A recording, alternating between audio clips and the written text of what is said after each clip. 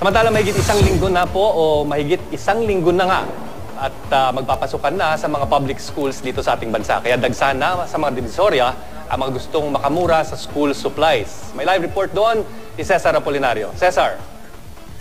Chino, alam mo itong Recto Avenue, itong corner Abad Santos, talagang bumper to bumper na itong mga sasakyan. Halos hindi na nga gumagalaw ang mga sasakyan dumaraan rito sa Recto Avenue. Sa dami ng mga mamimiling dumadagsa ngayong araw.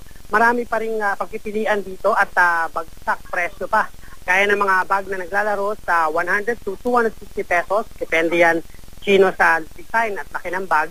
At ang notebook mula 9 hanggang 10 pesos kada piraso. Bagsak presyo rin ng lapis, crayola, pad paper, pamburag, ink, ballpen at ruler. Mabenta rin dito, Chino, itong sa mga mamimili, yung mga school uniform dahil bagsak presyo rin yan. Ang polo at blouse ay naglalaro sa 75 hanggang 120 pesos. Samantalang 100 to 150 pesos naman ang palda at 180 to 200 naman ang pantalon. Depende rin yan sa kapal ng mga tela. Sa ngayon ay nakaantabay rin, Chino, yung mga otoridad, no, dahil sa dami nga ng mga tao. Hindi kasi sinasara itong Recto Avenue. So pwede pa rin dumaan yung mga sasakyan. Depende yan mamayang gabi kung sa dami ng mga tao rito ay baka isara na rin yan, Chino. Maraming salamat, Cesar Apolinario.